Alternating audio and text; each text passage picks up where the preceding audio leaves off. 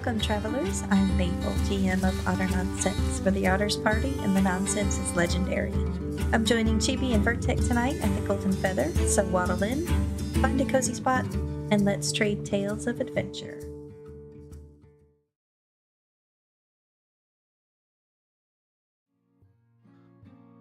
Hello, hello, hello, and welcome to the Golden Feather Tavern, where your hosts, Vertex and Chibi, discuss Ashes of Creation and important topics spoken about within the Ashes community. At the tavern, we invite you, the viewer, and a special guest to pull up a chair, grab a pint, and join the conversation with us. So today is the 21st of June, 2025, and we are on episode 239. Sweet as syrup. And we have a traveling bard joining us today by the name of Maple. How are you doing today? Hello, I'm doing good. How are you guys? Fantastic myself. Outside of, tech stuff and things. Technology is amazing when it plays nice. When it doesn't, it's a nightmare. But GP, how are you today and what do we have on tap?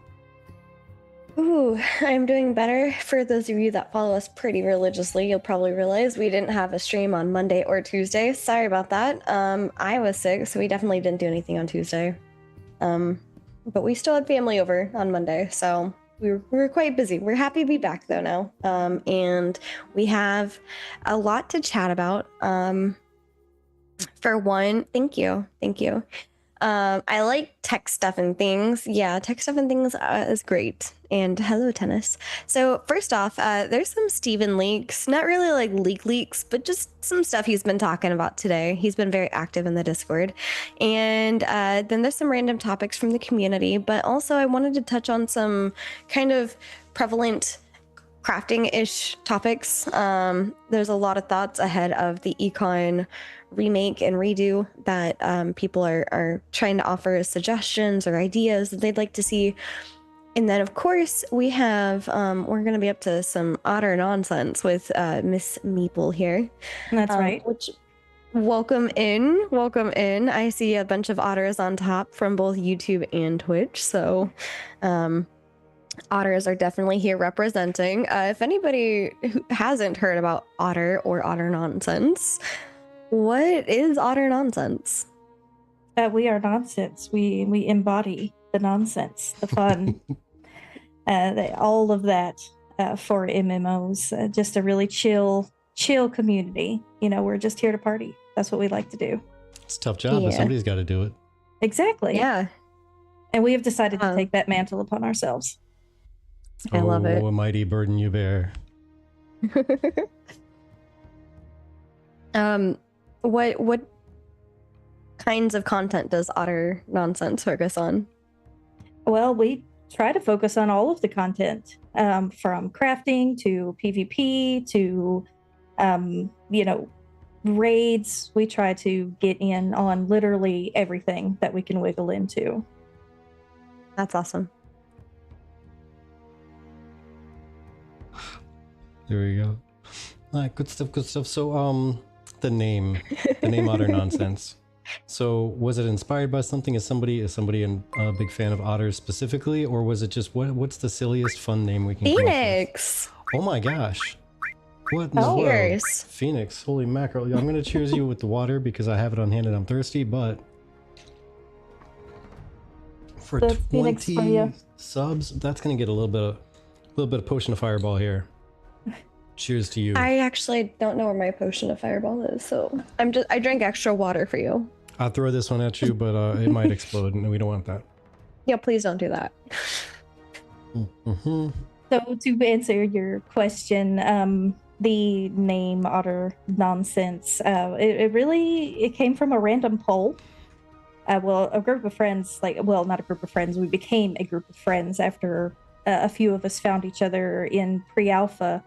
And we just kind of didn't want to lose contact with that small group of people. So we hoarded up into a Discord. And eventually we were like, we should have a mascot. And I don't even know where that topic came from. Threw up a poll. There was just a bunch of random animals in it. Otters won that poll. So it was like, okay, fine, we're going to be otters. And we never that none of us were serious people, as in like we were here to play the game and have a good time. Like we weren't here to min-max, to try to be the best or anything like that. We were just here to have fun. So yeah, it ended up becoming utter nonsense. And especially since some of our members were shooting themselves across the map with mage skills and all of the other fun glitches that were happening in pre-alpha, it was just nonsense. So it stuck. I love so that. Maple, this might be the first time that we're actually meaningfully interacting. So I must point out that since you're just here to have fun, you don't care about much of the other stuff as much. Technically, you're min-maxing fun. Am I right? Am I right? Okay, you have a point there. You got me. I might be a little bit of a smart aleck. Would I make a that good is otter? certainly. Oh, very much so. Nice. I love it. I love it. Wait. So my question is, what kind of a player are you in particular? What kind of player am I? I am. What do you like to focus on? Well, when I say focus, like in the serious sense of focusing, I just like focusing on helping. So I'm a big support type player. So anything that I can do to help somebody else, that's what I'm going to do. And that's why I love being cleric. Because it's just my favorite class of all time. Is pretty much the only class I play in any game that I play if it's available. So when I saw that it was available in Ashes, I was like, well, that's what I'm going to be. And that's what I've been every single phase. Haven't tried anything else. Don't care to. Maybe I'll try Summoner because I do like pets. See, maybe you're going to be a lot like me because I'm also a cleric main, but I really am obsessed with like being a healing bard, and I want to try out healing summoner just to know what the difference feels like. Yes, I'm actually kind of interested in that as well. She tried tank, don't let her lie. I tried tanking too. It ended horribly. Listen, we don't have to bring up old stuff. So every once in a while I try to get her to play tank so that I can do the healer thing, especially in parties where we only need one tank and one healer. She's trying to steal my job. Don't let him lie. But I have to say, it's mostly because she doesn't feel comfortable in it. But if she were to practice more, she could be more comfortable in it and possibly be a really good tank. Just saying. He's just saying that so he can steal my cleric friends. He's like, I'm the cleric now. I mean, I could be a bard. I could be a summoner apparently. Be a summoner cleric or summoner bard. How would that be? Like a double support? That'd be kind of nifty, right? I'm really curious to see how the support mixing works. Yeah. I'm so excited for that. Oh, they're taking nerd jeeps. They're taking their jeeps. They're taking their jeeps. What drew you to Ashes of Creation? Because after all, this is a multifaceted game with a lot of PvP, PvX, etc. in it. Primarily leaning on the PvP, it feels like at the moment for a lot of us. But what in particular drew you to Ashes? Okay, so like about 5, 6, 7 years ago, whenever I first saw this, honestly, I looked at it and it looked pretty. It had really pretty mounts, and I was just like, you know what? Let's go for it. That's how it really wasn't much. I was like, that's pretty. I want to try that. That's exactly what it was. And then I finally got my invitation, and I was like, oh my God, this is life-changing. It was the biggest deal to me ever. And I got into the game and I was like, okay, well, this isn't what I was expecting, but you know what? It's fine. We're here. We're going to keep doing this. Yeah. I love it. I love that. Vertec, do you have any other questions for her? Oh man. So first time getting to really chat with somebody, I always have a lot of questions, but we try to just kind of dip our toes in, kind of expose somebody, let everybody know who's out there and what they do, and then we get into picking the brain as far as topics in Ashes. I think we could have had better verbiage than expose somebody. No, I mean, yeah. What happens at the tavern stays at the tavern, okay? Just saying. If nobody knew the rule, now you know the rule. Well, since you're our guest here at the tavern, and we're up to some otter nonsense, is there anything in particular that you would like to try and cover first from our topics? Let's see. I would say talking about the recipe tracker. The recipe tracker. Wow, I would like that. Yeah. Yeah. So I don't know if you guys knew this, but perhaps Vertek and I are a little bit behind the times, if you will. But there is forums now on Discord, and I remember a long time ago, because Vertek and I have been around since 2019 with our podcast, people have requested that there is a forum in Discord, and a lot of the time at that, like back then, there was some pushback against it. But Vertek, real quick, I'm having a thing with my screen loading. Can you take over real quick? Yeah. So first thing, actually, before we get too much into topics, I just want to let you folks know, since there have been comments on it before, I would like to say that I have picked up a new keyboard. This is totally off topic, but there's a purpose for it, which will hopefully have a lot less noise. So I'm going to be purposely trying to type really loud throughout the show. Please let me know if you hear my keyboard sounds, because sometimes I'm going to be typing like normal, and sometimes I'm going to be trying to hammer at it. I kind of wish I was sponsored by these guys, because their boards are not cheap, but they're actually pretty amazing. Went and got a glorious keyboard. Ooh, did it up all Ashes style, black and gold. Yeah. Ooh. But it is, here, see if you can listen. I'm gonna try to smash this key really hard. I don't hear it here on Zoom, but that could just be Zoom. Yeah, there's nothing. That was me literally hitting that key as hard as I could. It's actually very, very, very, very quiet. It's somewhat, you see, yeah, exactly, somewhat, but that was literally putting it right next to a super high def microphone. And I was pushing that harder than I would ever hit a key, even when angry. He literally was hanging out last night, silencing my keyboard. Yeah. So, but yeah. Oh, I don't have it here. I've already stuffed it in the closet because I hate it. The previous quietest keyboard I could get a hold of, that's the one that people commented a couple weeks ago about, oh my gosh, that keyboard's gonna die. That keyboard's gonna die. And I was like, yes, he's I not know. even hitting it that hard. No. But yeah, so if you hear it, please let me know. I'll be trying to type hard on it sometimes. So yeah, back on track. Okay, thank you. Not sponsored by Glorious Keyboards. Wish we were, but we are not. Borger, I think is how you say this person's name, on the Ashes of Creation official Discord in their Alpha 2 feedback forums, asked for a recipe tracker. And so that's the Discord channel link. It should be able to open it right into your app. But basically, they're talking about, like, currently the gathering, processing, and crafting systems feel very isolated from each other. And I, for one, asked for something similar to this a long time ago, which is let me choose what my experience bar is. Right now, they've actually adjusted the XP bar to be fragmented into sections, but you can't choose. And one thing that I always had like a love for from World of Warcraft was being able to select my tailoring and then watching my progress on tailoring as I do tailoring, especially for when you hit like level 25 in Ashes and you've already maxed out your XP bar. That bar isn't really helping you with anything. You're like, okay, cool, I'm the maxed out that I can be. It definitely tells you when you have XP debt, but that doesn't really matter when you're 25. So Borger ends up saying that they would like to see all of the steps. So if you need a copper fragment, a zinc fragment, and ash timbers for a specific recipe, for an excavation kit, for example, they would like to see it where it says add 1 copper fragment, 0 out of 1 processed copper fragment, 0 1 gathered copper.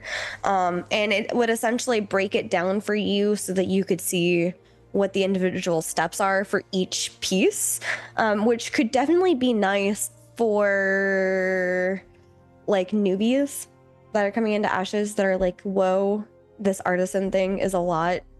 Which is definitely why I think a few of the artisans were slept on in the beginning phases, because there's just so much to the artisan system and it can be a little overwhelming. But I don't know. I thought this was a good idea, which is why I added it. But what are your thoughts?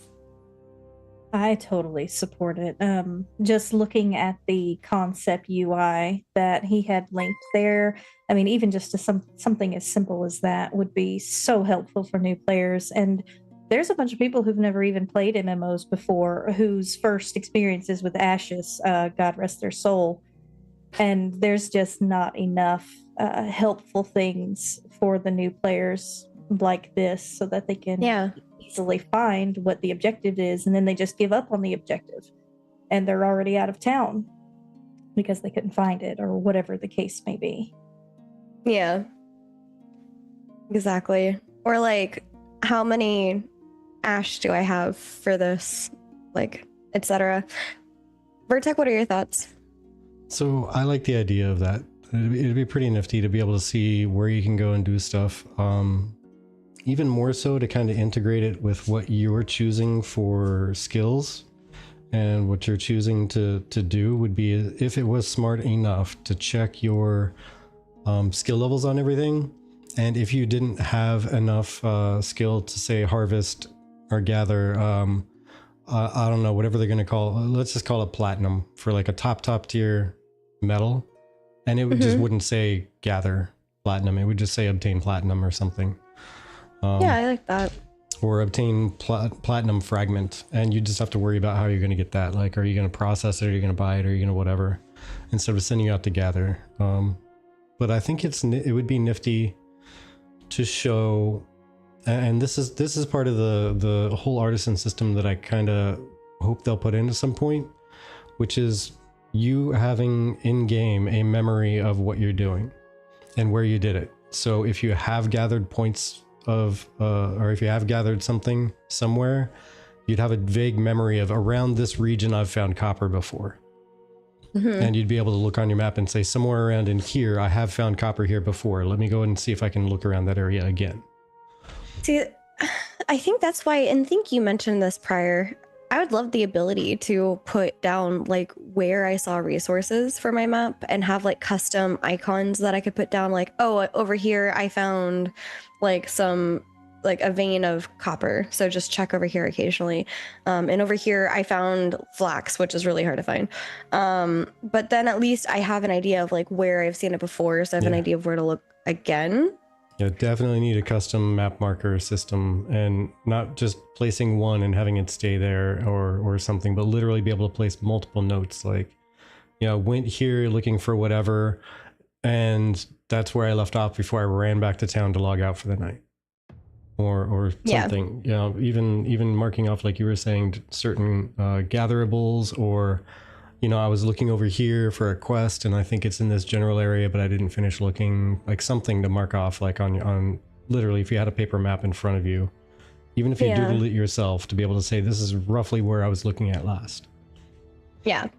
Now, a caveat to this system is, what if, or maybe not a caveat, but I'd extend it a step further maybe and say, if you're looking for a specific rarity, because sure, maybe you gathered 10 ash, but what if you're trying to process a certain rarity of said 10 ash? And because there's a variety of rarities that you're going after, maybe out of your 10 ash, you ended up getting 3 common, 4 uncommon, and then maybe another 3 rare heroic, for example. But you're trying to go for rare and heroic, so you would really realistically only have 3 out of 10.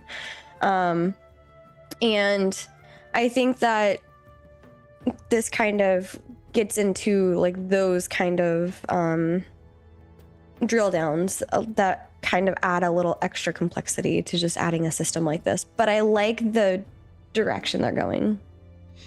Yeah, and I guess to add an addition to the recipe tracker thing, it'd be nifty if you could set a rarity, and it would kind of show you, like, if you're trying to go for, say, epic excavation kit, it would show you all the epic stuff, but show you the total points of rarity that you would get out of using everything epic, and like the minimum and maximum you'd actually need to get. Or like even just a bar that said, like, hey, epic is within this range and you'll be hitting exactly the bare minimum if you use these items. Yeah, it'd be extra complex for sure, but if you were to say, hey, I only have a common zinc fragment. What else do I need to add in? Like, how many legendary pieces of ash timber do I need to balance that out? Okay, so let me add in like 10 of legendary ash timber. I would like to see that in the crafting. Yeah, I'd like to see that within the crafting UI. I think when you go to craft an item and then it shows you like roughly, I don't know, I'd like to see about how much XP I'm going to get from it, especially when you think about it in Maple. Let me know what you think about this. There's the adjustment, I think, of when you make something, especially as you make, let's say, anything crafting. So boots. I always go back to boots because I was doing tailoring, but I made a bunch of common boots because using the rarer items was not really important since I didn't get more XP for making like epic boots. So I think it would be really nice to have something in the UI that says this will come out to this rarity, and then this is roughly like the XP that you would get from it. Yeah, I totally agree with that. It would be very helpful for people who are planning how they want to do things and what resources they want to get. I feel like they are probably going to implement something like that, because if you take animal husbandry into consideration here on the EXP per rarity, if you process an uncommon or above animal, you get more XP for that than you do a common one. So I feel like that should transfer over. If you're making uncommon boots, rare boots, heroic boots, you should get that same EXP boost for those more rare items. Yeah. And yeah, go ahead, Vertex. Sorry. I was just agreeing. I feel it's something that you could go to. I mean, if you were to go down the street to a dedicated wood shop and you ask some of the experienced carpenters there, like, hey, what would it take to make a solid, say, coffee table that can support people eating food on it and move it around and place things on it like books and magazines, etc., and put it in a living room where it's going to get moved around a lot, shuffled around. But I really like the look of balsa wood, so I want to make it out of balsa wood. And they would probably look at you cross-eyed and say, can we do it with something else, because that's not going to hold up. It's just not. But they would be able to come up with some way to strengthen it and make it still have that balsa wood appearance in some way, shape, or form. Be it, making a core of stronger wood and encasing it around the outside with balsa to make it look like. They would have basically an approach in mind on how they can make that an actual quality table looking the way that somebody wants it to. So I figure in-game, like in Ashes, if it's supposed to be based on crafters, there should be a way to let a crafter see what they would need to do in order to make a quality of a certain range piece of gear or excavation kit or what have you. I would also like to see perhaps something a little bit more dynamic, because again, we go back to the things that we've been asking for as a community, things that Intrepid is delivering upon, and one of them is being able to have dynamic rarity for processing, right? So if I have 3 pieces of epic, 1 piece of rare, it would equal out to maybe a lower end epic, for example. But with the current way that the processing was working, you couldn't mix and match rarities when processing, especially when making, like, I always go back to the item weapon mold, but that is because I was trying to use a weapon mold so I could make a scythe, so I can make a tier 2 scythe for my apprentice herbalism, right? And I had gotten most of the mats, and everything but one thing was the same rarity, and that one thing was like impossible to get a higher rarity with. I believe it was animal fat. Yeah. And so I had scraped together effort and time and money to get pretty much legendary everything but animal fat, and I think the animal fat was rare. And I was so heartbroken when I realized that no, everything has to be what the lowest one is. You can't mix and match, and that hurt. All that time and effort and money down the drain. Yeah, and I mean that's the thing that you learn as a new player. But I was like, it doesn't have to be this way though. And I think that we're seeing that change coming too, and we're seeing these adjustments coming with the recipes and stuff. Now, Bouncer actually has another point on the deconstruction of weapons. So one thing that they recently added for phase 2 is that in the end it didn't even matter. You can build these deconstruction kits, which are created from a variety of different artisans already, but the good news is you can make them as a novice, but they ultimately are made by the arcane engineering. And they're saying that the deconstruction of weapons, armor, jewelry, or artisan gear should give relevant crafting XP. And what he means by that is if you deconstruct daggers because you found some daggers, that should give you weaponsmithing XP. If I deconstruct a tabard that is from a gremlin that dropped, I don't know, and it's cloth, that should increase my tailoring XP. And it's because you're breaking those down technically, and I think this is something we've talked about a lot on this podcast, is technically by breaking that down you could get the items or the recipe, which means by breaking it down you learn how to make it. So is that not experience? I think that's totally relevant, and it makes sense. I mean, why wouldn't it make sense? You're breaking it down, you're learning everything that it's made of, and that should give you experience for that craft.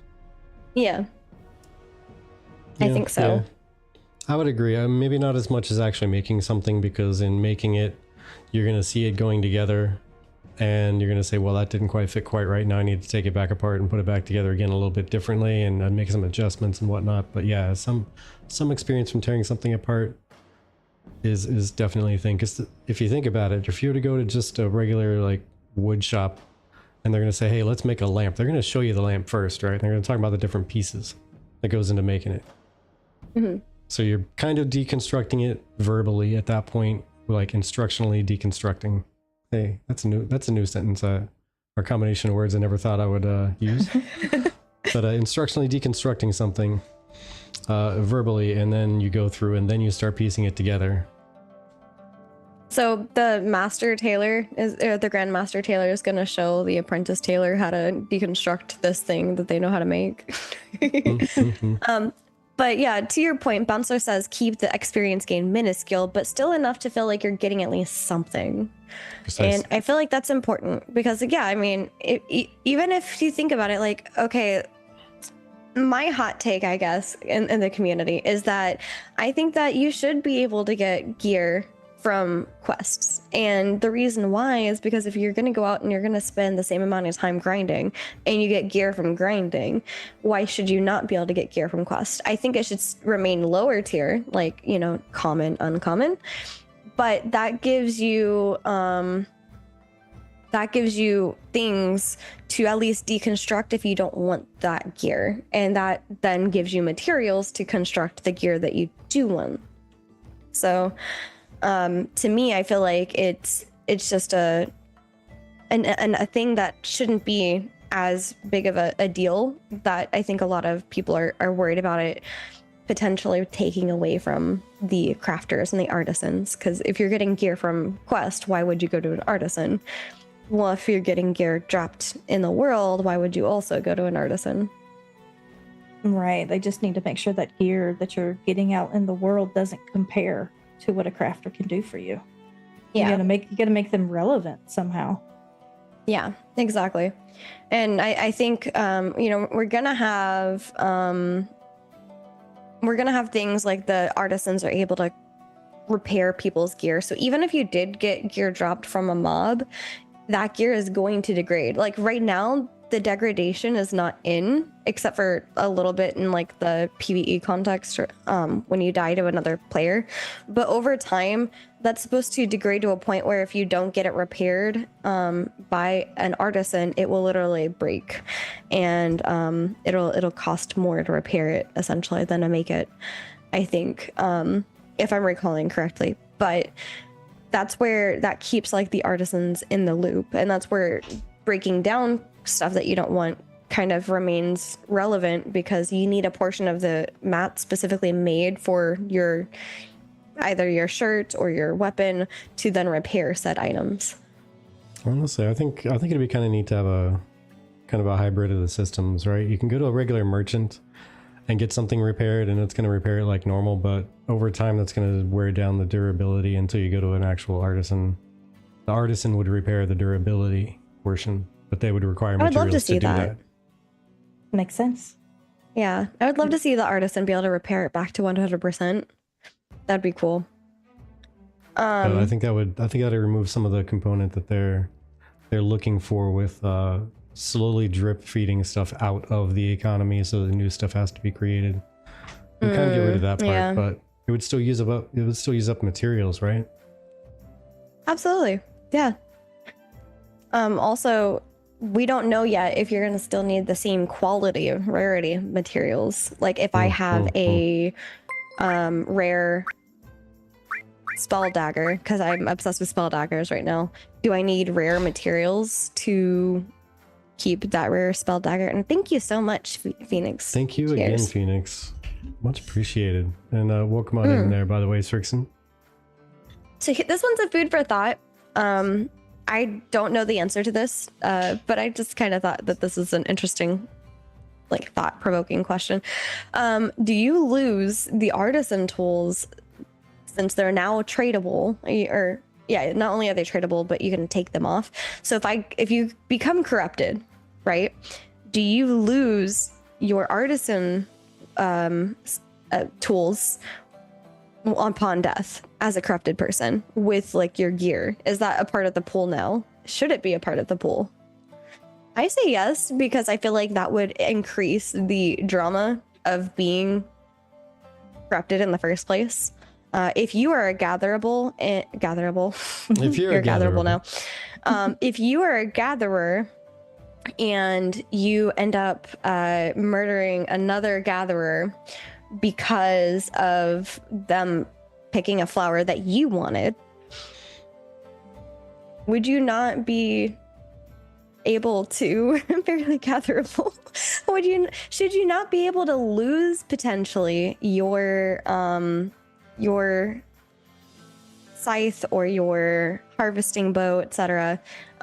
Should you not be able to lose that upon death as a corrupted person? I think you should. I think anything that you have on you is at risk, personally. If that's the kind of step you're going to take, if that's the direction you want to take while you game, then, I mean, that should be the risk. Why protect tools if we can't protect our gear? If it's just something on our tool belt, we can drop our belt. Might as well drop the pickaxe with it. Yeah. Yeah, honestly, I'm thinking when it comes to the corruption factor, I think pretty much anything should be able to just be dropped. If you go corrupted, I mean, you made a choice, you followed through, and so be it. Like now you gotta worry about working that off. Yeah. She's vicious. Confirmed. Maple's hardcore PvPer.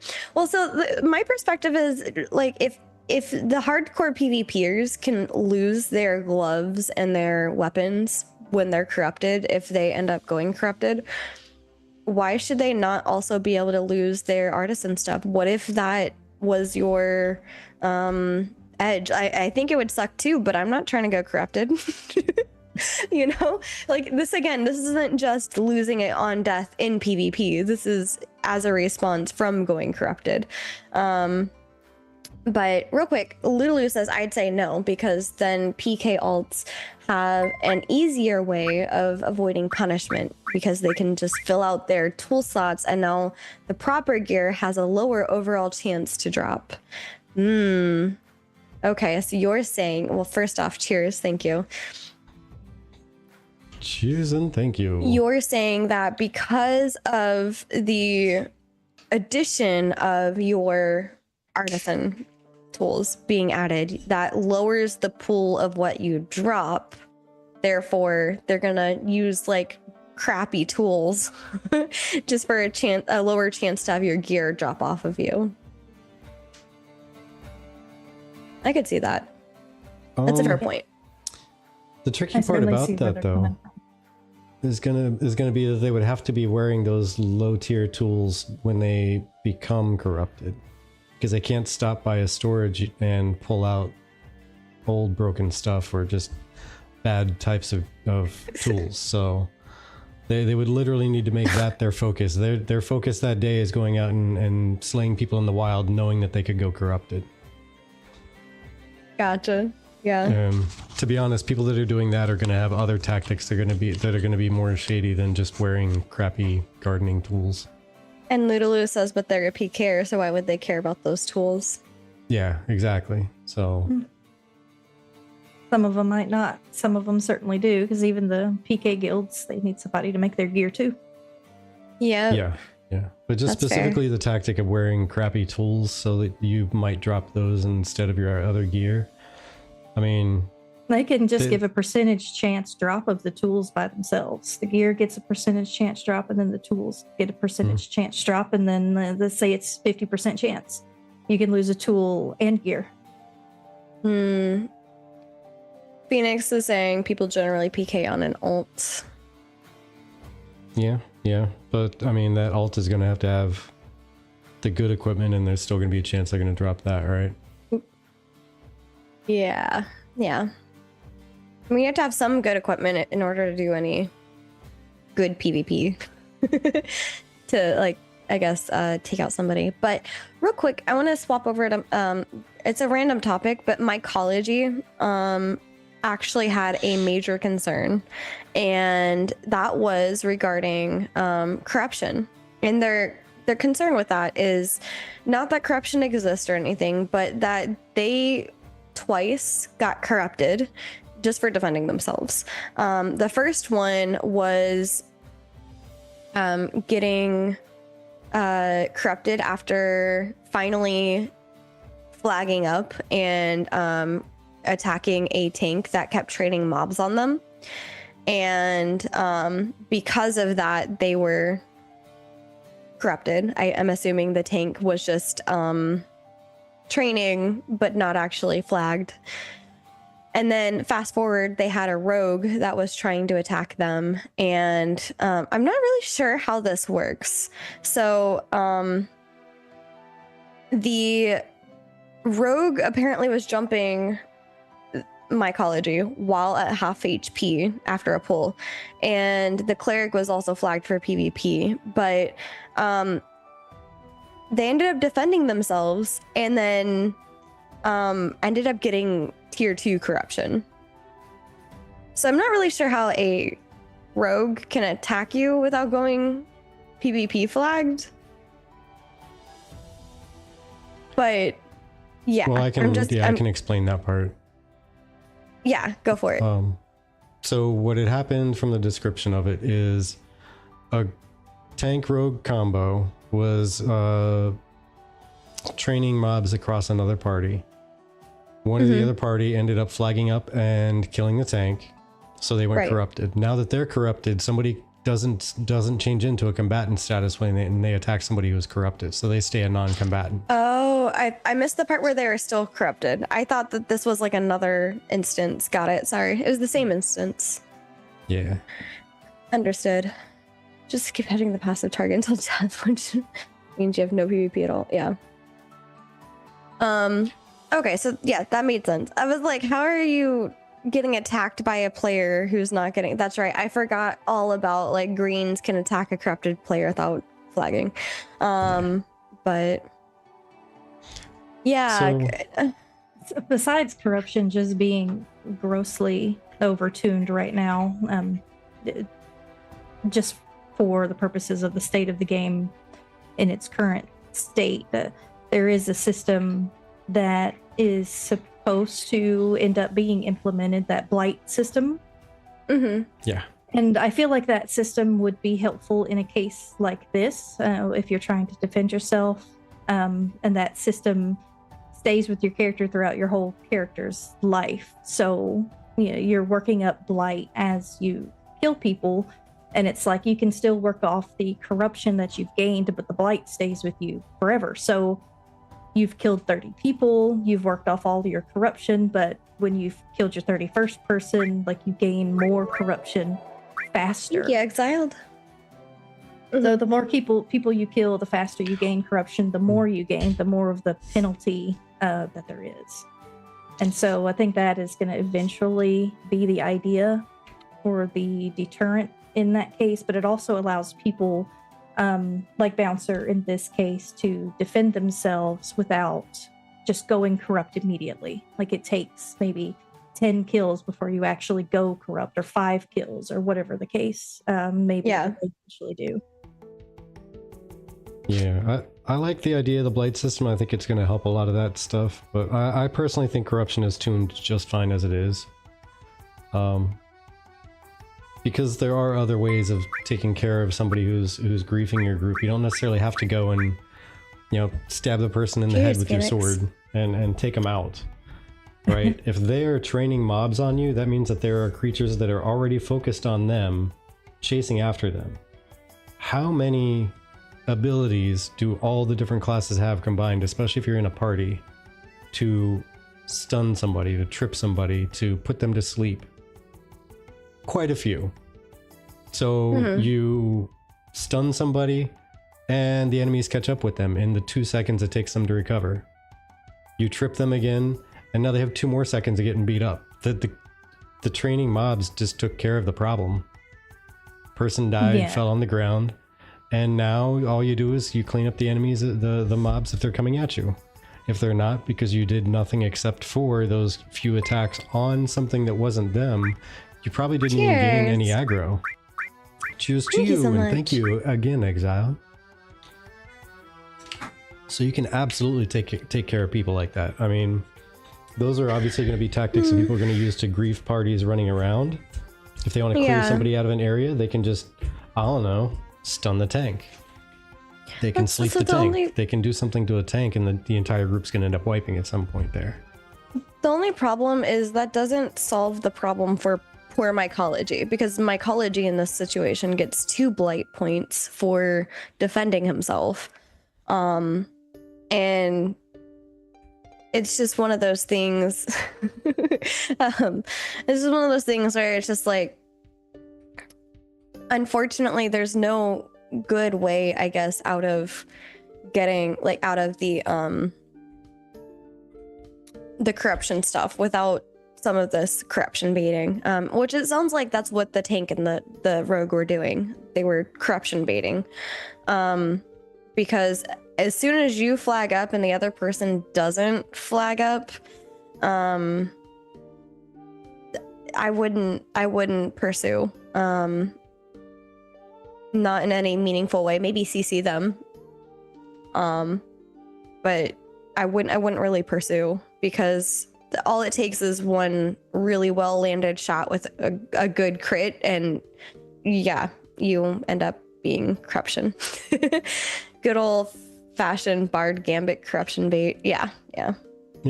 See, there's that you can do. I mean, honestly, just as a tank, just having wall equipped when I'm out doing PvE stuff.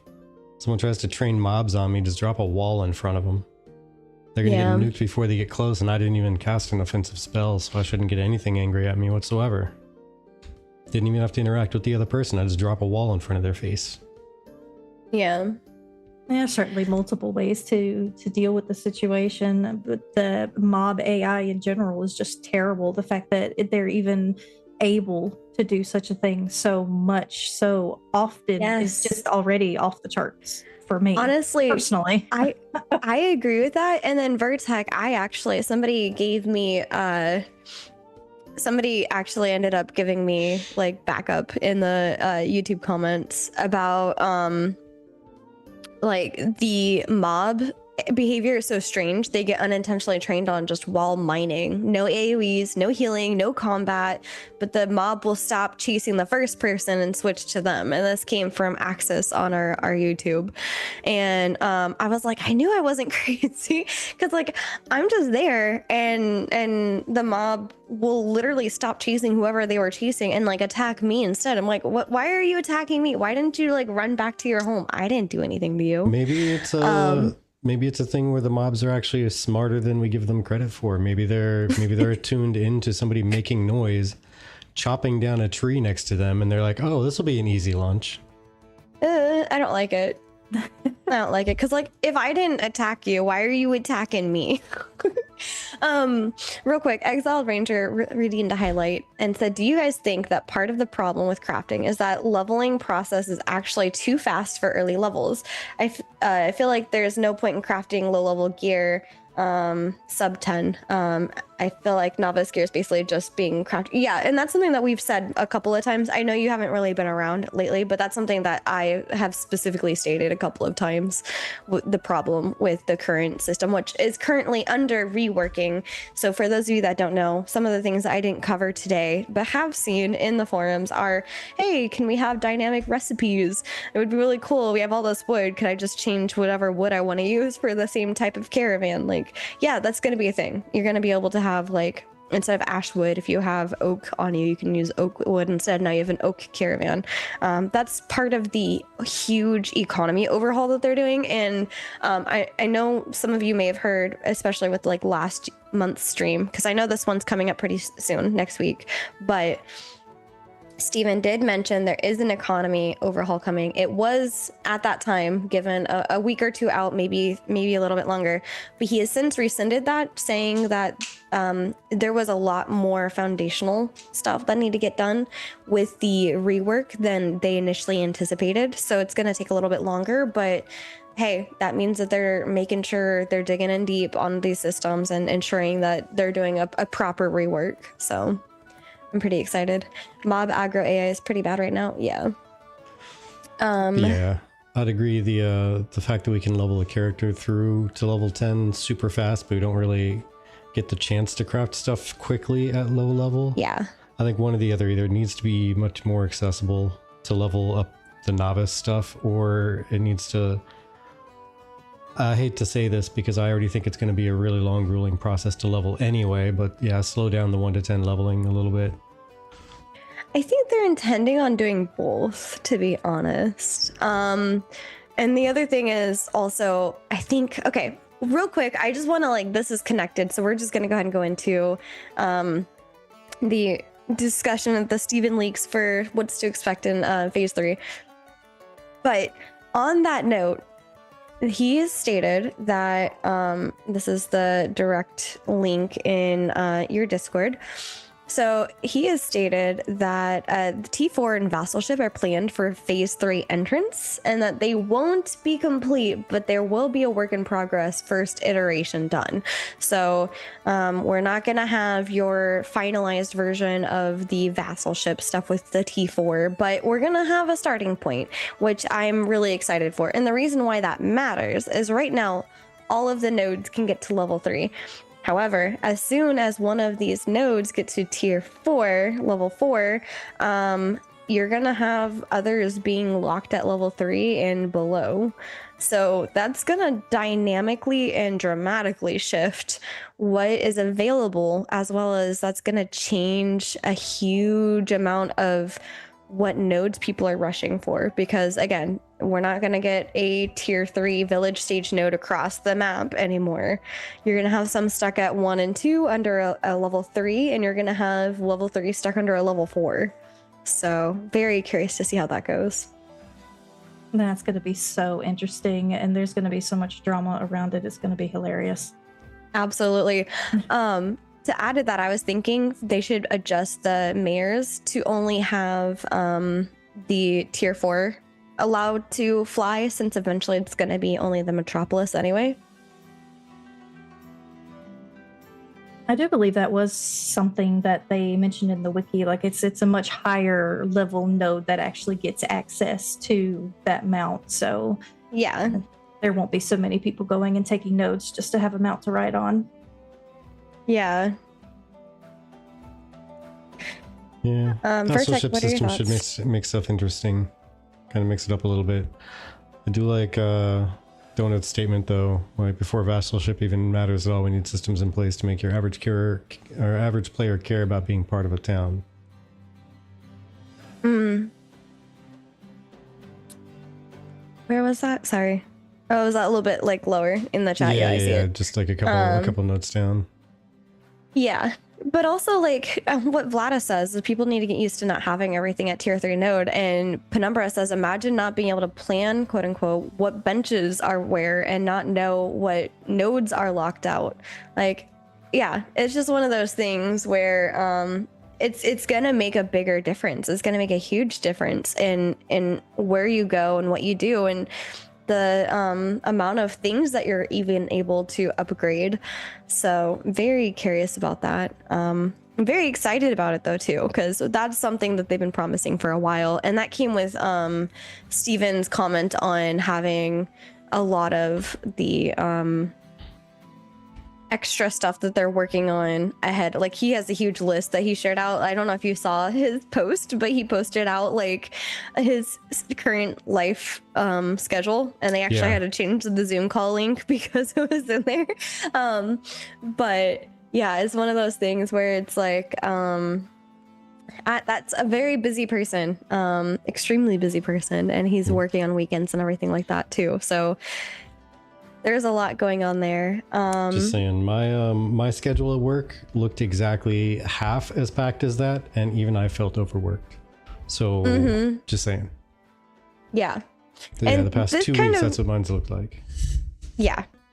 Yeah, it's been crazy, honestly.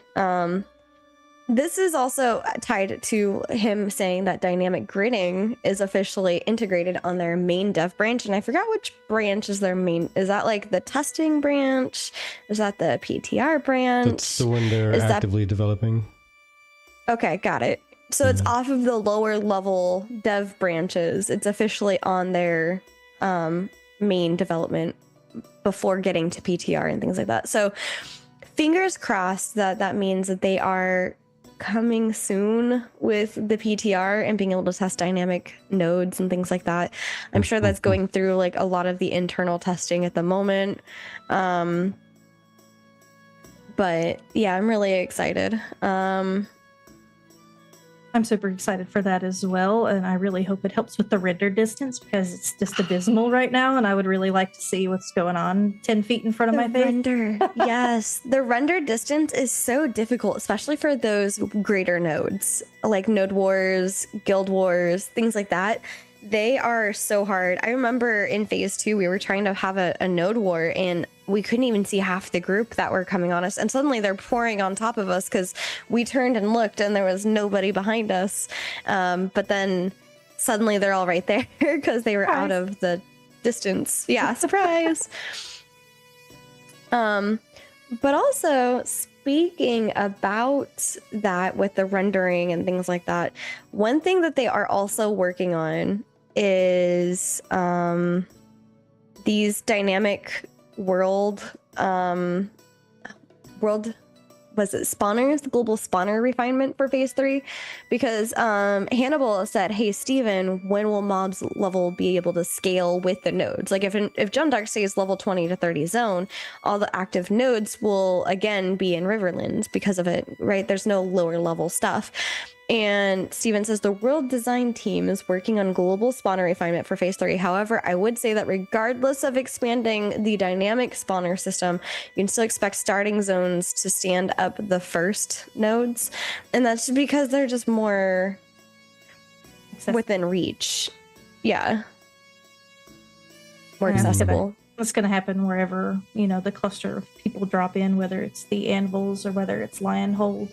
The nodes closest to those areas are definitely going to go up first. And then they just have to worry about it potentially locking out distant nodes. And then people just being like, well, I don't really have a reason to go there because either the mobs are too high level or the mobs are too low level. And if they're locked out, then those pocket dungeons won't open or any other situations that might not be accessible anymore. Yeah, very fair. And that's going to be the biggest thing with this next phase, because I think, aren't we also having the anvils included? So yeah, I mean, I think it's going to be one of those things like the starting zones. I'm curious exactly what he means by the you can expect starting zones to stand up the first nodes. So are they, if they're in the node system, and that means they're giving experience to the nodes all around it, just as people do things in the starting zone. Right. Even though it's not going to like grow itself, which kind of makes sense, but to me kind of not. I mean, we're going to expect that the nodes right by the starting area are going to get a lot of activity, but maybe not a lot of like bulk experience, because they're going to be low level players getting low level experience, which passes on low level experience to the node. And then they move out of those starting areas to get more experience in other areas, which is going to make them grow faster. But I mean, that was also part of our theoretical talks, our theory crafting early on was, what if the nodes right out of the starting areas become the first metropolises, because everybody's passing through it all the time, doing something. Every player has to pass through it, right? Or every player that starts in that area anyway, out of that gate. And like the conversation ended up steering towards something along the lines of, yeah, but eventually people are going to be doing more activity elsewhere, and there's just maybe not going to be enough experience to keep that as a metropolis, because the number of players starting new characters aren't going to be as much as people doing other things elsewhere. So it might start to fade out, and it might start to deteriorate that node and grow others, or people might just get sick of that being a metropolis, and they'll siege it down. And who's going to defend it? A bunch of level 10s that propped it up to begin with? But that's fair. It'll kind of take care of itself one way or another, I'm sure. Yeah. I think that there's also a lot of, we're going to start seeing with the vassal ship systems going in place, desires to even actually siege a node and things like that. I'd also love to see what it feels like just being in a tier 4 node. Like, what new things are available to me because it's a tier 4 node. And then on top of that, kind of an immersive thing. But I would love to see like some of the buildings actually be able to go into them and check out what's inside, if for no other reason, just to be able to see what's inside of them. I'm with you on that 100%. Like, let me see all the pretty things. I'm just going to go ahead and make my apartment here. Let me drop off all my stuff. Yes. Penumbra says, when the servers merged, Dejina had level 16 to 18 mobs directly around it. They since vanished, and you need a level 19 plus party to be able to even level the node, which I think maybe that's just them putting in things to, like, I heard issues with some of the nodes were like leaking XP. I don't know why, but maybe that's something that they put in place to try and fix it. So the final thing is the RC, or the release candidate for their PTR update, I guess, for phase 3 is having a cutoff date of July 14th. And next week, they'll be discussing changes to PTR to expand the player access and leading up to phase 3 for testing. So if you don't already have access to not phase 3, but the PTR, you might soon, thank you for the stretch, you might soon get access to the PTR. So just keep an eye out on that, like soon, relatively in like the next month or so, meaning. So I'd love to see kind of more people go in and testing and things like that. But it's nice to hear that they have a release candidate for it. And he says, things are looking good, but things can change. So keep your expectations in line with the truth of development is always the safest, because you never know. That delay won't get me this time. I won't be surprised.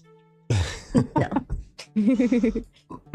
But now that I'm done kind of steamrolling through some of the changes and updates coming for phase 3, one major thing has been a discussion topic. I don't know if you know much about Battlegrounds. All I know about Battlegrounds is there's supposed to be some consensual PvP, or like dedicated consensual PvP areas. Mm-hmm. And the Discord has been kind of a light with conversation this last week or two. And it's something that I actually reached out to Steven and I said, hey, we're open Battlegrounds always intended to be lawless, because I had seen another post that he had made saying that they were going to be lawless, specifically with finger quotey things. And he said they were always intended to be open flagged. Lawless is a term that happened when we made revisions to the OpenSea designs. And so with the existence of lawless zones within Ashes of Creation, I think that there's been a lot more cry for people having access to lawless things. They're enjoying that open, lawless type of feel. Now, they're intended necessarily to be for the open naval area, but mainly because the idea is when you're on the open seas, you're sailing from one continent to another, the Kraken, legendary Kraken boss might be able to attack you and take you down your ship and everything else with it. But also you have an option to band with a variety of other people to take down the legendary Kraken boss and be able to get some really good loot. So the higher the risk, the better the reward. And that's always been Steven's thing. But some people wanted to see that on land. And so I think that's where he was talking about speaking with the team on getting Battlegrounds up and going for phase 3. Yeah, whenever I was looking at it, I was looking at like they were basically PvP events, kind of like how those other events pop up on the map and you get an alert for it. It made me think of world bosses, for example. When a world boss spawns, the area around the world boss becomes an open PvP area rather than, people having to war deck or flag up or whatever while contesting the boss. It just becomes an area of lawless, basically, so long as the boss is alive. And they can do so many things with that kind of system. I think it would be very fun to put up little PvP circles events for people to go and contest over. It would really scratch an itch for a lot of people, I think. Yeah. Vertek, what are your thoughts? Yeah, open world battlegrounds I think would be really helpful. There's been a big surge of folks saying that they really need some actual PvP in the game. It kind of confuses me because a lot of things are PvP in the game. Just saying, PvP has received a lot more focus than PvE has. But I think the battlegrounds would be something nifty. It would give a destination for people to go to, something to do where they just want to fill in a few moments. Unless there are, you can join in for a little bit, but then you're locking a bunch of other people out from participating, and if you lose anything by jumping in just for 15-20 minutes at a time, maybe that'll be a negative. But outside of that, I mean, it'll give people something to do for a few minutes when they're just trying to kill like 30 minutes time, Let's want to kill 30 minutes. Let me jump over here, jump in the battleground, see what's going on. Trying to see if I can help them capture a flag real quick. Yeah. If you want PvP, just flag up and kill. What you really want is PvP without consequence. I appreciate that. Thank you. And I think that's like a big thing, right? Because that's the biggest difference between going to the lawless zone and not being in the lawless zone, is everybody is automatically flagged. You can't get corrupted in the lawless zone area and things like that. But one thing, let me just add real quick. I think I linked the wrong thing, but there's a couple of things Steven has commented on regarding the battlegrounds. This one's also in the Alpha 2 general chat. He says, I've asked our systems and world team to investigate standing up our open world battlegrounds feature for phase 3. This includes areas in the world that can flip to lawless with the advance notice and objectives incentives located within these areas. And one of the objectives and things that they're including in that might include world bosses. So in some instances, these areas may include raid bosses and other objectives. What are your thoughts on that? Because for some people, they're feeling like this means that it's encroaching on the PvE even more so, because now there's this lawless zone that is surrounding a raid boss or other objectives in the world. Therefore, taking it away from a place where you would normally otherwise have to flag in order to do the PvP. My thoughts on that are the reality of the game is that it's got PvP in it. Steven wants PvP in it. He wants these contested places. And as so long as these raid bosses and world bosses are not instanced, you're not really going to be able to just go to a world boss and not fight for it in some way. Even if you don't flag up, they're just going to war deck you. They've got 3 charges to war deck you with. They are saving them for this world boss. So whether it's open PvP or not, you're going to be PvP'd in some way if someone else wants what you're going for. Yeah. So there's not a way to avoid it unless we're doing instanced dungeons. And I don't know how much of that Steven said that he wants to do. 20%, and they're only story-based. Basically the story-based stuff, and I think there's been a comment that they'll be repeatable, but it's not supposed to have like good anything gear. Of meaning. Yeah, like anything of real meaning inside of there for the PvE crowd. Whenever I started this game, like, I am not a PvPer. I will happily stand up here and say that PvP is not my thing. It's never been my thing, even though I have I've been a GM of guilds before where I have PvP'd and done territory wars and all of those things. Phoenix. But like, I'm not see? But what I have come to realize while playing Ashes compared to when I first started to now is that it's a PvX game in every way. It's a PvX in every way.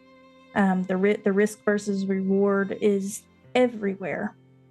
And it does suck for those PvEers who want to drop into the game and they still want to have access to everything while not just, being griefed all the time or being killed all the time. I can totally relate with that because believe me, you can ask everyone in my guild. I bitched about it for months because I was like, this sucks. This is awful. I just want to play the game. And I've just come to realize it's something that we have to embrace. So whether that is, having a PvP force ourselves, getting better ourselves, or just being friends with guilds who do PvP. It's like, and then you go to them and you say, hey, we're going to go contest this boss. Do you want to come with us? Do you mind coming to protect us? There's mercenary guilds out there everywhere who would probably be more than happy to come along with you and say, hey, hell yeah, because that's content for them. So there's ways to solve the problem. It's not the way that the majority of PvE players want to solve the problem. But that's just kind of the world that Steven has made for us.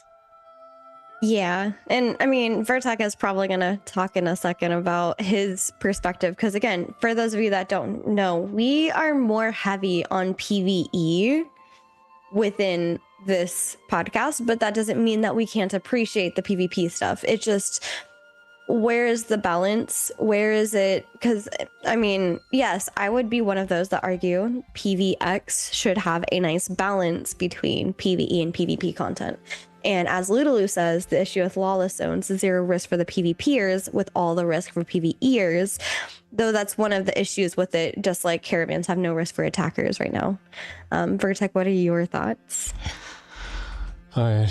Well, let me finish out the sentence. I was typing something out to YouTube here. Oh, okay, sorry. For, engaging battles. Pockets. Me doing PvE with my bunny jumping, okay? Spacebar is best skill in every game, and anybody who disagrees is just a noob and doesn't know how to deal with it. So get good, kid. So that's been what I've been saying for the longest time. Is honestly like there needs to be something there for the PvE players that doesn't just mean like, but it's a PvX game. Well, yeah. Well, then why do you have exclusively PvP engagements in a PvX game? So if there are exclusively PvP engagements, why would there not be exclusively PvE engagements that feel meaningful? And meaningful doesn't mean I'm going to go there to get the best gear, right? It could just mean that I'm going to go there and we're going to get a title for like slaying all the different individual bosses in there, or go in there and because they'll have a varied bosses per cycle, or you got to do things to open all of them. all the different doors, and you got to collect certain things and solve puzzles or something. You know, give me some cosmetics, give me a challenging fight. Something that's not going to be interrupted by PvP, because when everything is PvP, then nothing is PvX and nothing is PvE. Like, there's nobody. My one fear is almost similar to what happened with WildStar, right? They catered to the hardcore crowd. I loved it. Personally, I loved WildStar. I thought it was just great how it started. I can see how people would not like it. It was very difficult. It was really tough to progress through the dungeons. You had to actually practice, and people couldn't beat the first raid in the first month, and they cried about it. They cried so loud that they quit the game within like a month of it opening up, because they couldn't beat the first raid. Actually, they couldn't enter the first raid. That was the problem. They couldn't enter the first raid in the first month. And I was absolutely flabbergasted. Like, of course not. Like, it's a raid. You should have to work for it. Like, put in the work, like, earn your gear, earn your experience, master the mechanics that are unique to this game and this world, and then get in there. It'll feel like a bigger accomplishment.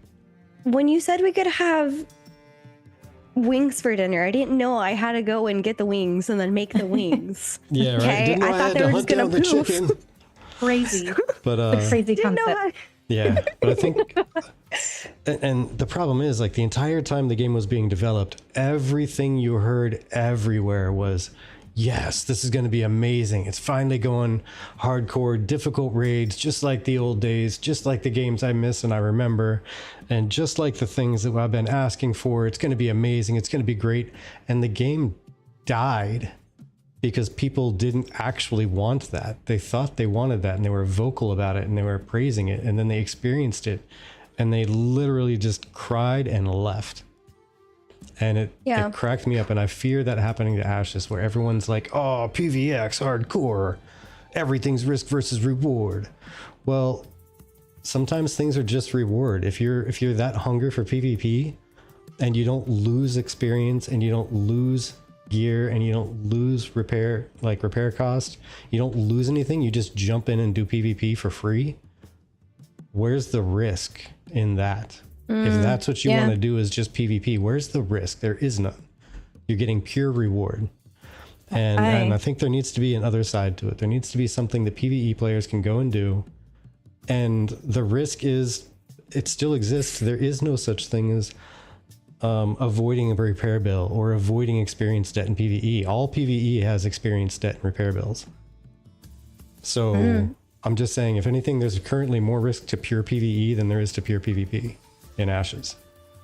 And there needs to be something there, because most people, and you can pull every single one of your friends, unless you're in a hardcore PvP guild, quiz all your friends, and most of them are going to say that they enjoy PvE more than PvP.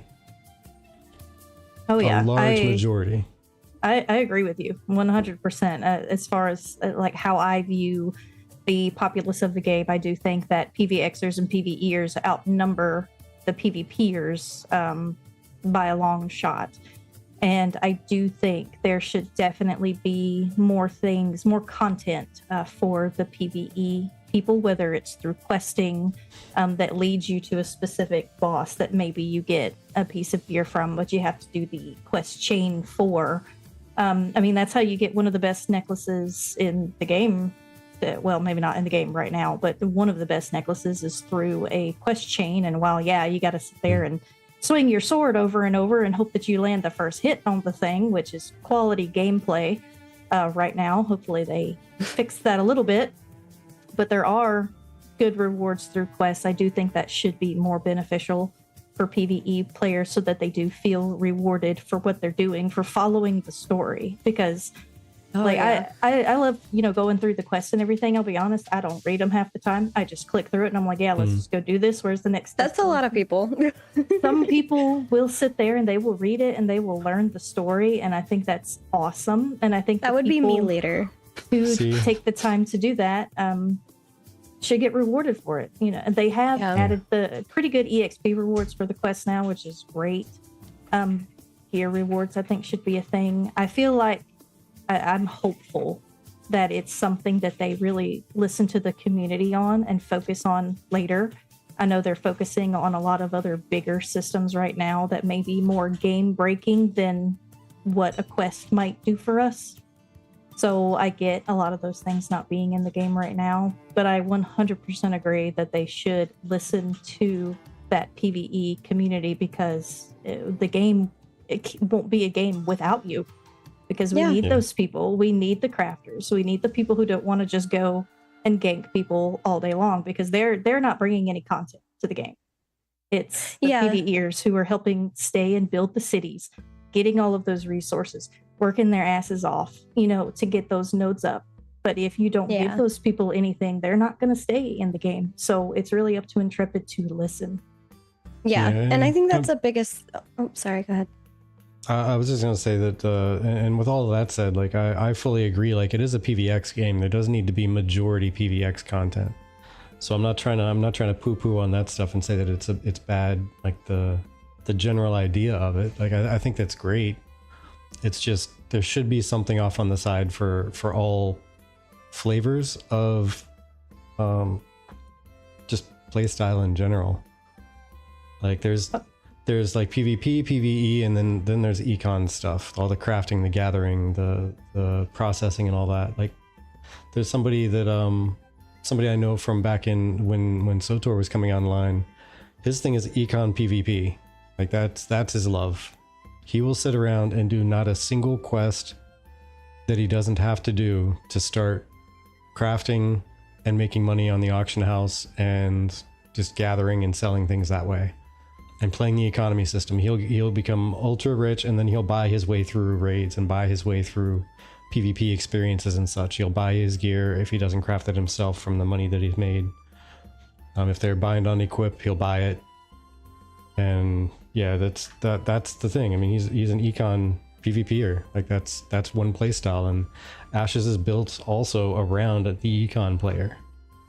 Yeah, which is great. That's kind of what I was going to say, which is that you're definitely seeing a triumvirate, I guess, of pillars with the PvP system, the PvE system, and the artisan/economy system, because you can totally not touch anything PvE or PvP and still get through artisan without like either of the other two. So to me, that's a standalone pillar. And that's also for that reason why I say artisan system's not exactly PvE system. Like, yes, you can get stuff for artisan by doing the PvE stuff, but you can also do it through PvP. You can kill the person that did the PvE thing and then get their boss loot drop and then make your item. So it goes both ways in that way for me. But I'm really, really excited because I'm more on the, I guess if you want to call the artisan stuff econ, I'm more econ PvE. I think that's really fun. I really enjoy seeing how that goes. And yeah, as Penumbra says, now you can sell gathering tools. So if you were the really awesome person that was able to make the heroic or like legendary tier gatherable tool, and it wasn't the tool that you necessarily wanted, but you want some hot cash, there you go. Now you can. And I think that should be a thing. We were actually surprised you couldn't swap or like trade or anything, because that means somebody who's got better quality, rarity, etc., that is higher level than you has value of you going to them and being like, hey, can you make this? Here's my mats. But you have the journeyman herbalism gear that gives XP bonuses and, you know, rarity bonuses, etc. And so like you making this for me means that I'm going to have a better sigil than if I made this. And that also helps with the economy. I'm an alcoholic. I always eventually read every single quest and just may not be on my first character. If I have a reason to push max level fast, like, I don't know, freeholds. Yeah. And we can get into freeholds a whole other time. Like, honestly, like the quest thing could totally get into questing, totally get into the freeholds. It's but I do think, show. Yeah, to bring it back, I do think that, like, again, making sure that PvE content is meaningful. It doesn't have to be more powerful, but questing should be equal and equivalent in terms of time spent, rewards gotten to just mob grinding, in my opinion, because that is a big PvE part. So I don't think that should be the end all be all with PvE, but it's a big step. And what little PvE we do have should be meaningful. You know what, it'd actually be kind of, I think it'd make a lot more sense, just in the overall with all the different arguments people have had, including Lulu here, talking about how mobs shouldn't be dropping full complete gear. What if questing offered lower experience, but there were item rewards possible through questing, but creatures didn't drop things? But it wasn't like you're going to get something epic or legendary from it. You're going to get like common, maybe uncommon stuff just to keep you rolling and keep you moving, but not to any great degree, right? Like every 2 levels worth of experience or 2 levels worth of questing, you might get like a piece of gear, and it's going to be a common or an uncommon that just you don't have to buy from the store. But it's not going to be anywhere near as good as something a character, another player character could make for you if provided a few materials that you could gather along the way. But just grinding mobs would get you better experience, but the questing would get you items and story and direction on where you should be going next, that type of thing. Yeah. Bosun says would love a solid MSQ chain as one way to help get to max level, and that's absolutely how you're going to be able to get to max level. It's not exactly 1-to-1 with a main story quest like from Final Fantasy XIV, because there's a lot more player agency in Ashes, meaning that the way that Steven laid it out previously, there's a lot of choices and things like that, and what you as a server make as a choice or a region makes for that choice will be what plays out for the main story. I think they recently changed those to be called modules, but they were previously known as the story arcs and things like that. So definitely, if you haven't checked that out, check that out. And then Bosun says mobs need to drop more poop, not gear. Need them droppings. But yeah, exactly. Unless we somehow get crafting pace at the same value as leveling one, there's no way I'd agree with quest or drop based full items. Crafting 100%. Yeah, it's being skipped already. Yeah, like, that's already happening. Yeah, common gear from a quest reward. Like if you have, how many pieces of gear do you actually have? It's something like 16 pieces of gear or something like that, right? Maybe not that many, maybe like 12. Something like that, yeah. Between 12 and 16. I don't have it in front of me, but out of all that, if you got one piece of like common or maybe uncommon every like 2 levels worth of questing, you're only going to get 1/3 to 1/2 of your gear from questing over the course of over 20 levels, to be honest. Like you're gonna get maybe 20, maybe by the time you get 25, you've replaced one of every piece of gear with questing, if they paste it out like that. Just something that keeps you moving a little bit, or giving you those hard to find slots. Right, but literally the payoff is that you can craft the higher quality stuff. Or like I was saying to somebody else, I would happily just take that gear, deconstruct it, use the materials, go to a person, be like, yo, can you make this for me? Because this is what I actually needed. It's not dropping. Like, you know, the number of times that I've spent hours with Vertec getting nothing but tank gear and being frustrated to bits because it's been 12 hours since the last time I saw a cleric piece of armor drop. Yeah, and honestly, like I wasn't saying an item for every quest completed. Like definitely space it out, like legitimately space it out.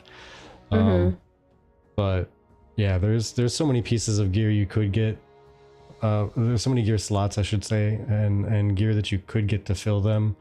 But let's be honest, if you have a rare piece of gear that's level nothing, you're gonna still be using that at level 12 to 13 to 15. If you get a level 10 item that's purple, you're going to be using that probably all the way up to level 20. Yeah. Yeah, we did those. I'm sorry, I was going to say we did those Sanctum token quests at the beginning, that quest chain, that level 0 gear that you can get from those tokens, and we wore those for a long time. Yeah. Now imagine what reducing the cost of making tier 0 gear would be, because that's what I was advocating for. And Exiled, if you're still here, this is a take that I've said a couple of times on this channel, is make novice way easier. Make it way less stuff, because at the end of the day, you don't even need to go to anybody, right? Like, the only benefit for you, for Maple to come to me to do tailoring for her, is because I've decided I want to be the tailorer. And so she's going to be the tailor. So she's gonna bring me the mat, so I get the XP instead of her doing it herself. But it's one of those things where it's just like, Esteban, cheers. I'm out of Esteban, anything, but cheers. Cheers. But it's just one of those things like that. That's the only payoff. That's the only difference as a novice. Like, why make anything for yourself? Or give it to somebody else to have them make it when you can make it for yourself. Like, there's outside of guilds, I don't really see the point. On top of XP, a guildmate mentioned that buy orders should give XP because it's not worth donating. Thank you. It's not worth donating to buy orders with how much progress you lose by not processing materials, especially since it's only 5 to 10 node tickets. On that note, and tickets serve no purpose. I think making tax receipts cost node tickets should be beneficial to incentivize people to participate in buy orders or commissions so they don't lose resident status. Yes, that's a great adjustment, because again, the other thing, like, and I'm sure the econ team has figured this out after they're like, oh, 1,000,001 things require copper as a entry level like recipe. But yeah, so does your node. Your node is also demanding your items. And I think when Pockets was on, we were talking about how you have to choose, am I gonna actually be able to make this piece of gear that I was saving up my materials for, or am I donating it to the node and then the node gets all the benefit? I don't get any benefit out of it. Granted, yeah, you get benefit out of it if you're a citizen of the node, but you don't even have to be a citizen of the node to donate. But Penumbra, the reason why I ignored apprentice level stuff and not included it is because they left the novice the same. They didn't adjust novice at all. I think they should have adjusted it down. But yes, obviously the apprentice and stuff up, that is effed right now. They are aware of that. They're working to fix it. Yeah. All of my poor crafters are crying in the corner, but they're still here. Yeah. Right. Yeah, I think I'm right there with them. I still think almost like a progressive crafting system might help with some of that. Again, this is just I haven't given it like super deep thought, just a little bit, but I think it'd be nifty if you had to start with low level stuff and you just add more materials to it to build it up or what have you. So that by the end of it, you hit the really high tier stuff and you're adding detail pieces, but you got to add a lot of them into it. Like you're adding like platinum, going again, whatever their high tier stuff is going to be.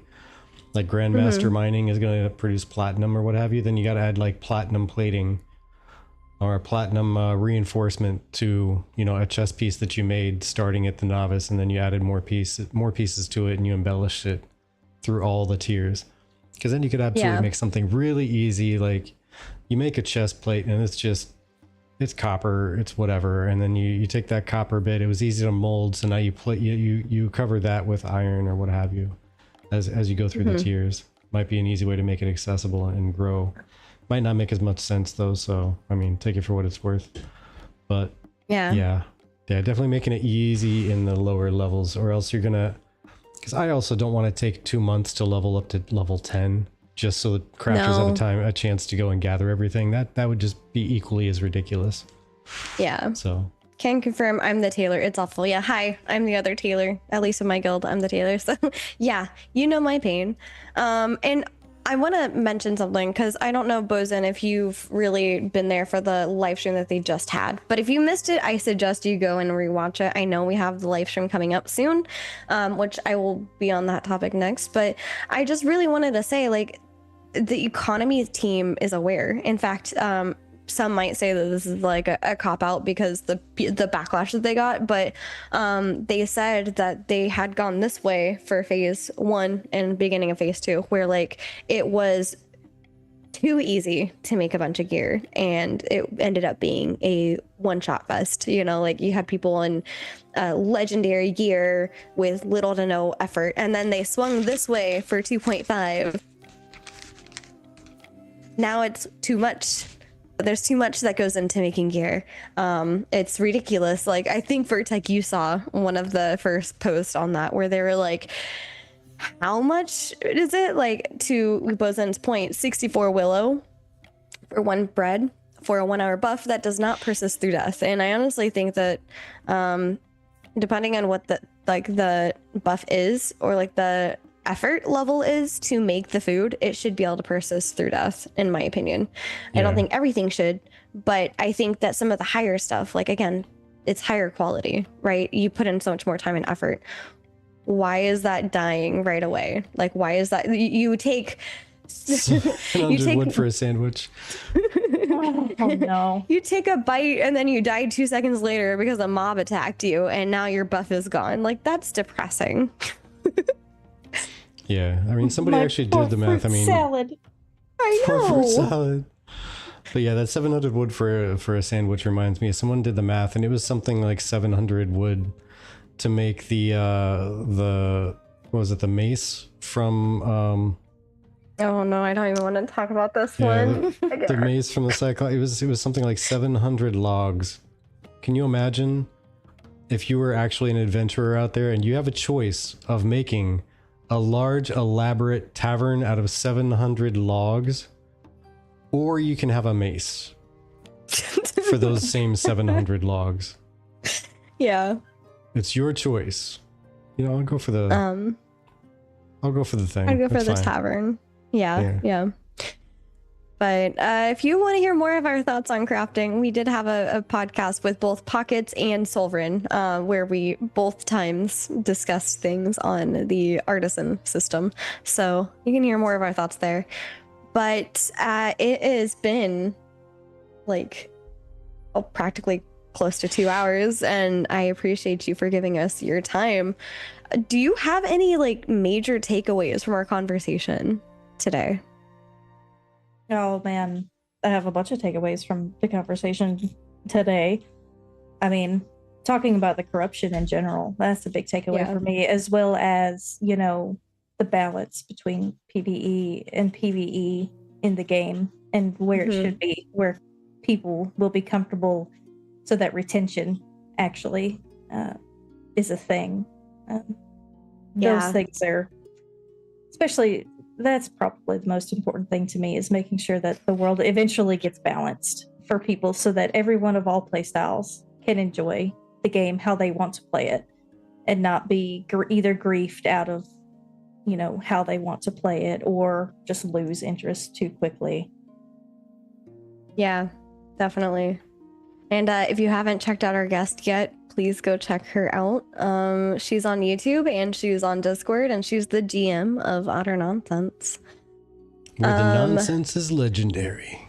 It is. True. Truly legendary. You don't even have to increase your nonsense tool to get the legendary. It just comes with it. No, you just get an otter mount too at entry. You just get one thrown at your face. Yeah. Vertec, do you have any like big takeaways from our podcast? Oh man. Well, like Maple was saying, quite a few. Kind of dialing in on, there's a wide variety of interest for a wide variety of things out there, and a wide variety of opinions on all of these. So just keep in mind, this is intended to be a PvX game. I realize this, everyone else needs to realize it too. A lot of you do already, but that does mean that, like me, you might be disgruntled by some things that are not as plentiful for your chosen playstyle, but there hopefully will be something out there that is meaningful and feels rewarding. Yeah. And again, keeping in mind with just in general, one PSA I'd like to make out there is, make sure when you're talking about this stuff with peoples, like we try to do, you know, be respectful of folks. Yes. You can absolutely disagree with somebody without just hit the space bar. Yes, exactly, Penumbra. Exactly my best parting words right there. But no, have respect for other people. Like, while it's true that respect is earned and you're not just born with respect, like at the same point, respect for another doesn't start in the negative numbers. It should start with a base level of respect for other people. That they don't deserve to be, kicked down in the dirt just because they have a differing opinion. Like, actually have discussions. Talk with people. Work it out. If you don't agree, then you don't agree. It's a video game. No need to get like hostile and raw, And if you like that type of environment, I just put it up there, but feel free to come join our Discord. We welcome conversation. Lulu and I had a very long conversation on Battlegrounds and PvP earlier today. So like, come be a part of that. Come let us know your thoughts. And if you're watching on YouTube, please let me know in the comments what was your favorite part of the podcast, and feel free to let me know while you're live in the chat as well. But while Vertec helps us figure out who we're gonna raid, my takeaway is that for one, life is boring unless you have some otter nonsense in your life. So you should definitely go check them out. But in all seriousness, I think that, again, we all come from a variety of different walks of life in terms of how we like to play our games. But that's part of what makes Vera great, is we all come together for the betterment of Vera, meaning like it needs each different type of play style to make it work. And I'm very, very excited to see how they adjust this. There's obviously... We are in the embrace the suck of the ashes at the moment, as Steven has said. Embrace the suck. But I mean, I see light at the end of the tunnel. I'm pretty excited. There are a lot more things that I haven't touched on today that are in the work for phase 3. And I mean, there's Summoner, there's so much. Embrace the bespoke suck. But yeah, this is one of those things where this is one of those things where I think that coming here, sharing your thoughts, Vertec and I like to think of ourselves as a pillar of the community. We like to think of ourselves as the voice for the community. So sharing your thoughts so that we can hear it, so that we can talk about it, I think that that's important, and that gives the devs a place to maybe just listen in on some community feedback. That's why every week, if you like this type of content, well, I guess it's not every week currently. We'll probably get back to every week in the future, but at least twice a month, we go through the Discord now, including the forums and Reddit, and we grab all of your conversations that you guys are having within the community. We bring them here for all of us to discuss together with our lovely traveling bard. And no, that does not mean that they play bard in Ashes. I've had that question a lot recently. That's just our fancy way of saying you're our storyteller and you're sharing your story. Immersion and things. Come on, role play. But no, thank you guys so much for joining us. And Vertec, do we have Yeah, let's do Thogli. Thogli. The dwarves are doing stuff. There is Thogli, there's Dunehold Gaming, and Baron Oakenbelly. We're all streaming some Dunir Nation events. Ooh, okay. We shall head on over to the Thogli, which is just Thogli, I am learning. So, all right, I am ready to go for that. Hey, we may not be dwarves here, but we are a tavern, and we can appreciate some good old-fashioned dwarven mead. So. True. All right, but yeah, everybody, please have yourselves a fantastic day. Thank you for providing us all of your time. You've spent it here. We will treasure it. It is your most valuable commodity, and you do not ever get refunds. And once you've spent it, it's just gone. It's just gone. So you have spent it here, so we are super happy about that. Thank you. Thank you. Also, if you like TTRPGs, just a small little announcement. Tomorrow we're doing our session 3 of Fablecraft, and we have a whole playlist if that's something that ends up intriguing you. So go check it out on our YouTube. But I got the raid going. All right. We'd like to hear.